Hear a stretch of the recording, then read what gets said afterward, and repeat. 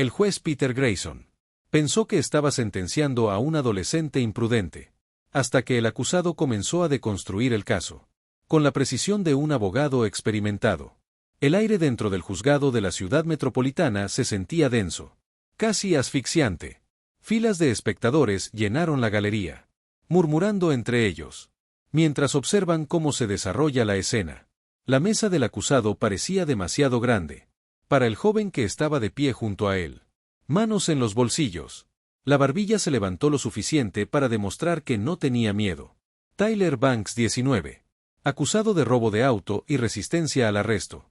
Los cargos eran graves. Pero la forma en que el juez Hamilton lo miró lo dejó claro. Que el verdadero juicio no tenía nada que ver con la ley. El juez Hamilton se reclinó en su silla. Dedos tamborileando perezosamente contra la madera pulida de su escritorio. Miró a Tyler por encima del borde de sus gafas. Labios retorciéndose en algo entre una sonrisa burlona y una mueca de desprecio. ¿Crees que eres algún tipo de experto legal? Su voz transmite una diversión seca. Este no es un chico del club de debate. Unas cuantas risas resonaron en la sala del tribunal. El alguacil, el taquígrafo. Incluso el fiscal estaba al tanto de la broma. Tyler no se inmutó, no se estaba riendo. Había pasado años preparándose para este momento. No exacto, pero conocía la sala del tribunal como la palma de su mano. Mientras otros niños memorizaban estadísticas deportivas, Tyler memorizó la jurisprudencia. Mientras sus amigos jugaban videojuegos, jugó juicios simulados en su cabeza, discutiendo casos imaginarios con su madre. Samantha Banks había trabajado como asistente legal durante más de 20 años. Y Tyler había crecido escuchando las historias. Como los fiscales toman atajos. Como los jueces eligieron favoritos. Como algunos abogados defensores apenas lo intentaron. Cuando tenía 14 años, Tyler podía descomponer un ensayo. Mejor que la mayoría de los estudiantes de derecho. Pero nada de eso le importó al juez Hamilton. Para él, Tyler era solo otro niño en problemas. Hagamos esto rápido. El juez Hamilton abre el expediente del caso. Tengo una partida de golf a las 2.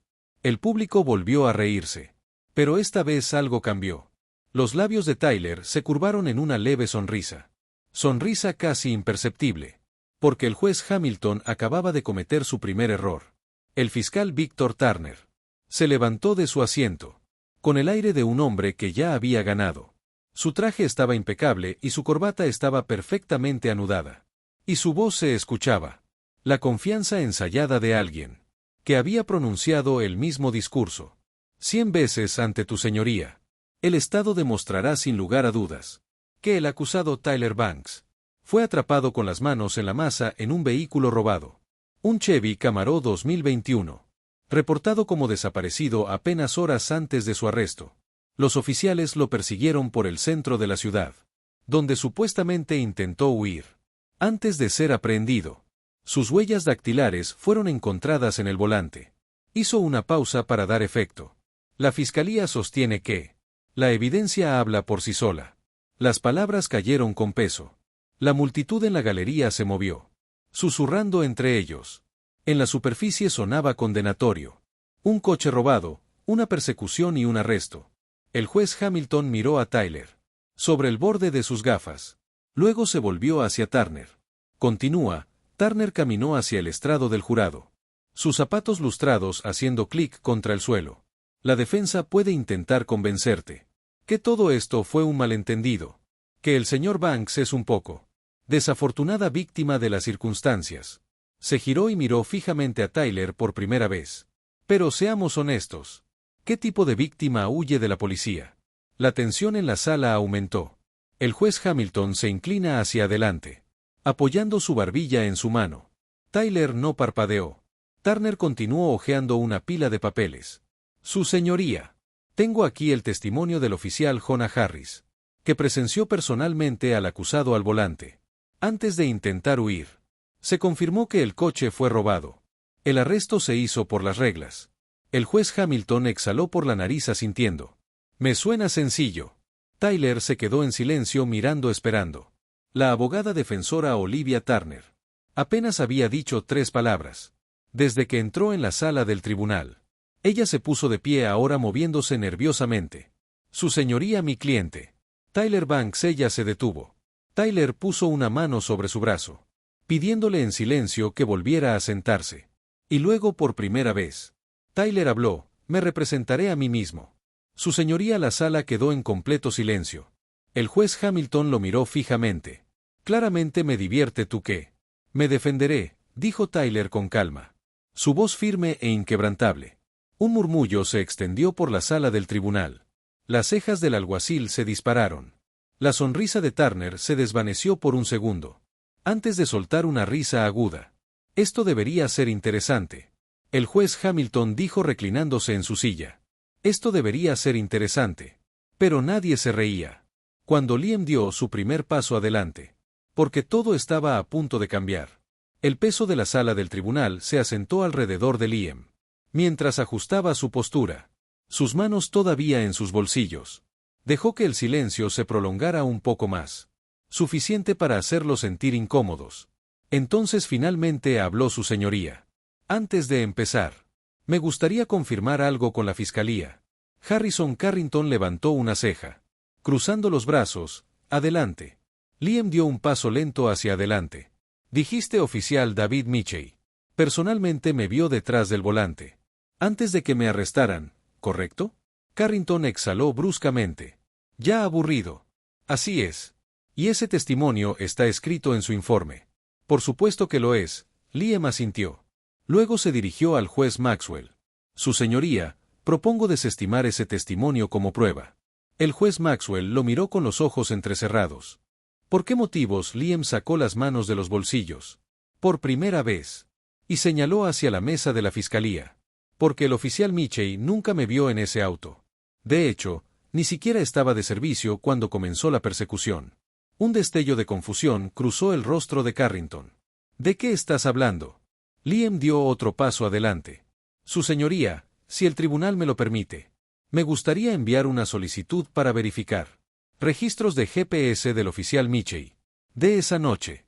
Si su informe dice que me vio en el vehículo, entonces debería coincidir con su historial de ubicaciones. Pero dejó la palabra flotando en el aire.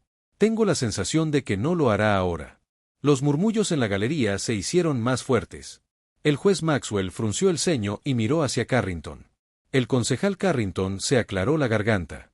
Su mandíbula se tensó. Ese informe fue presentado por un agente de la ley. Su señoría. ¿Realmente vamos a creer la palabra de un acusado? Por un profesional capacitado. Liam se encogió de hombros de forma casi casual. Si el oficial estaba donde decía estar, entonces los datos del GPS lo demostrarán. Pero si no lo fuera, dejó el rastro de la sentencia fuera. El juez Maxwell lo estudió durante un largo momento. Luego se volvió hacia Carrington.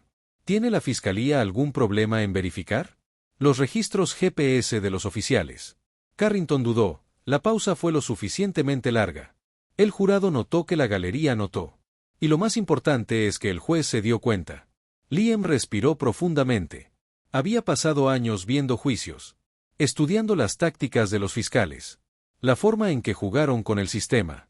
Y había una cosa que sabía sin lugar a dudas. Si Carrington estaba seguro de su caso, él no estaría perdiendo el tiempo.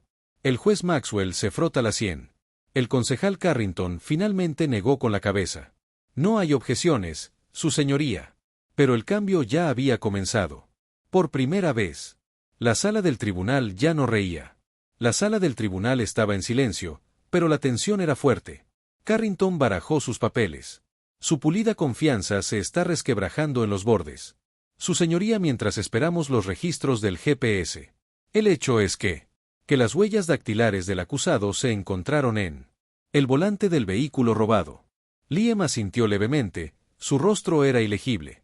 Es cierto, dio un paso adelante. Pero hablemos de esa evidencia por un segundo.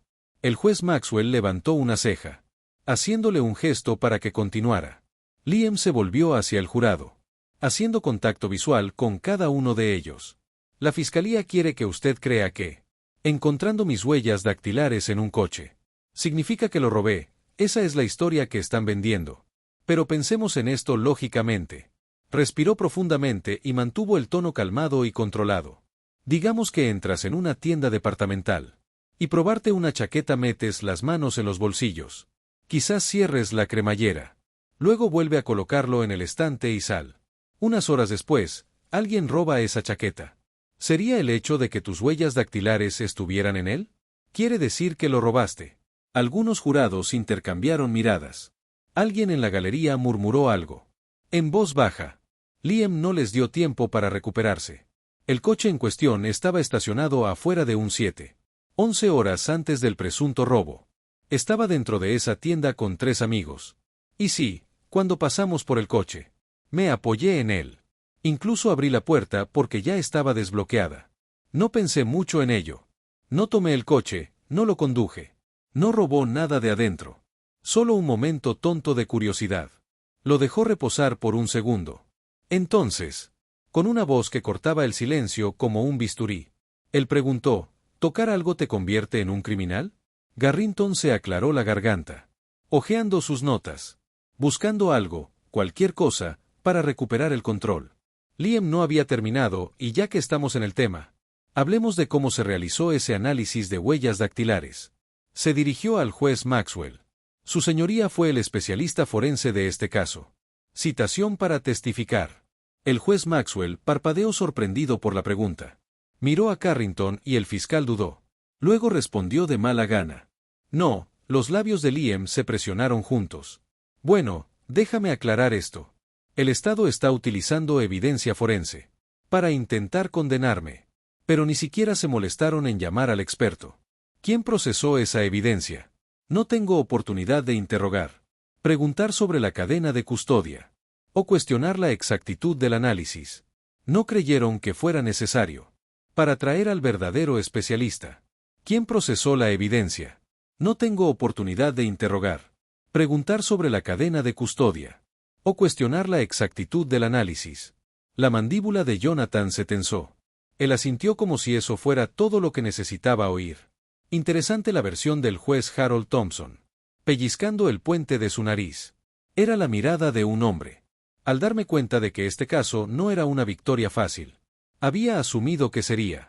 Pero Jonathan aún no había terminado. Porque el siguiente. Lo que estaba a punto de decir lo cambiaría todo. Jonathan dio un paso lento hacia adelante. Su voz firme pero firme. Su señoría, me gustaría presentar pruebas. Una declaración oficial del propietario del vehículo. El juez Thompson frunció el ceño al propietario. Jonathan asintió con la cabeza. Señor Raymond Thomas. El propietario registrado del Chevrolet Malibu robado. Proporcionó una declaración a la policía de que por alguna razón nunca fue incluido en los archivos de la fiscalía.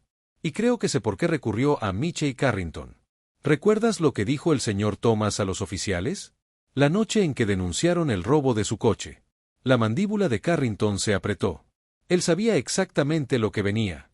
Jonathan no esperó a que respondiera. En cambio, sacó una transcripción impresa de su archivo. Y leí en voz alta: dejé mi auto en marcha. Cuando corrí dentro de la gasolinera. Algún niño debe haber saltado y salido corriendo. Pero no era el tipo que arrestaste. Vi al niño y era blanco. Un jadeo colectivo recorrió la sala del tribunal. Jonathan levantó el papel. Eso es del informe policial original. El mismo informe de la fiscalía. Convenientemente nunca quise decir. Se volvió hacia el juez Thompson. El oficial que lo arrestó admitió esto en su testimonio. La fiscalía lo ignoró. Y sin embargo quieren que este jurado crea que yo. Alguien que ni siquiera coincide. La descripción del verdadero ladrón. Era culpable más allá de toda duda razonable. Carrington dio un paso adelante luchando. Su señoría, esto es irrelevante. El acusado fue sorprendido en posesión del vehículo, pero Jonathan negó con la cabeza. Yo no era. Su voz no se alzó. Pero atravesó la sala del tribunal con una precisión nítida. Como descansado. A cuadras de donde fue abandonado el vehículo. Caminando a casa después de comprar bocadillos con mis amigos. No estaba en el coche. No estaba cerca del coche. No estaba huyendo de nada. Lo único que me vincula a este caso es el mal trabajo policial. Y suposiciones. El juez Thompson dejó escapar un suspiro lento, frotándose la sien. El caso se estaba desenredando rápidamente y todos lo sabían. Jonathan se volvió hacia el jurado. El verdadero sospechoso escapó esa noche. Los oficiales encontraron a un niño negro en la misma zona general. y decidió que estaba lo suficientemente cerca. De eso se trata realmente este caso. Silencio. Thompson se aclaró la garganta y se ajustó las gafas. ¿Tiene la fiscalía algo más? Carrington estaba rígido y su cara enrojecida. No, su señoría. El juez Thompson exhaló. Miró a Jonathan durante un largo rato. Luego miró finalmente al jurado. Se inclinó hacia adelante y habló. Las palabras que se quedarían con todos en esa habitación. Caso desestimado en un silencio atónito.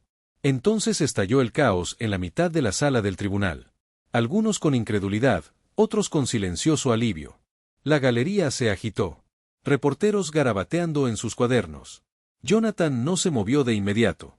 Dejó que el momento se asentara. Dejar que la realidad penetre en todos. El juez Thompson todavía agarra su mazo. Miró a Jonathan con una expresión ilegible. Había algo en sus ojos que no estaba allí. Antes del reconocimiento, tal vez incluso el arrepentimiento. Jonathan lo miró a los ojos y luego se giró para irse. Pero justo cuando llegó a la puerta, el juez volvió a hablar. Señor Dawson. Jonathan se detiene. Pero no se giró. Thompson dudó. Luego finalmente dijo que debería considerar la facultad de derecho. Jonathan sonrió, no necesitaba considerarlo. Él ya estaba en camino. Fuera del juzgado, el aire estaba cargado de voces. Los periodistas invadieron las escaleras. Sus cámaras destellan. Los micrófonos avanzan como armas. Jonathan, ¿sabías que el juez desestimaría el caso? ¿Qué vas a hacer a continuación? ¿Cómo se siente superar en maniobras a un fiscal experimentado? Jonathan se puso la sudadera con capucha sobre la cabeza. Ignorando las preguntas. No le interesaba el espectáculo. No se trataba de demostrar lo inteligente que era.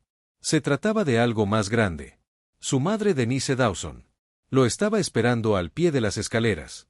Tenía los brazos cruzados y su rostro ilegible. Por un largo momento ella simplemente lo miró. Entonces finalmente sacudió la cabeza y dejó escapar un suspiro. Chico, me asustaste muchísimo. Jonathan rió entre dientes, rascándose la nuca. Tuve que tomar un riesgo, mamá. Ella lo miró fijamente un segundo más. Luego lo atrajo hacia sí para abrazarlo fuertemente. Siempre fuiste la testaruda. Las cámaras seguían parpadeando. Pero Jonathan ya no les prestaba atención. Al otro lado de la calle, de pie junto a su coche, el juez Thompson observó que su postura era diferente ahora. La arrogancia había desaparecido, su expresión no era divertida. Ya era otra cosa. Algo más cercano a la reflexión. No esperaba este caso. Ser algo más que rutina. Solo otro día, otro acusado. Otra declaración de culpabilidad. Pero ahora sabía que recordaría esto. Porque Jonathan había hecho algo. La mayoría de la gente nunca podría. Hizo que el sistema se mirara a sí mismo. Y por una vez parpadeó primero. Esta es la lección que debemos aprender. ¿Cuántos otros casos habían ido por este camino? ¿Cuántas personas habían sido condenadas? No por la evidencia sino por el sesgo. Atajos. Y un sistema que se preocupaba más por cerrar los casos que encontrar la verdad. Jonathan tenía el conocimiento para contraatacar. ¿Pero qué pasa con los que no lo hicieron? No se trataba solo de un caso.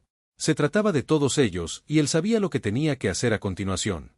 Esta sala del tribunal no sería la última en la que estuviera. Pero la próxima vez no sería él el acusado. Él sería el abogado y cuando ese día llegara, él no sería el único. Si esta historia te hizo pensar aunque sea por un segundo, entonces compártelo. El sistema de justicia se basa en leyes. Pero lo gestionan personas y las personas pueden cambiar. Pero solo si les hacemos pulsar el botón me gusta. Suscríbete para recibir más historias que importan. Y sigamos conversando. Porque la próxima vez podría no ser Jonathan. Podría ser alguien que conozcas.